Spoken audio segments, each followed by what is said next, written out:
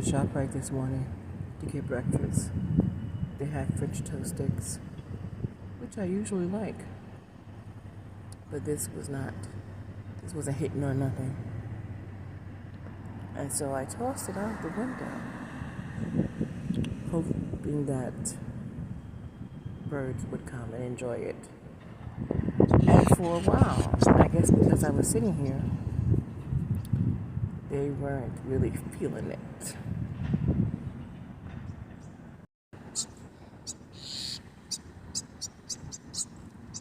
Is he being a bully?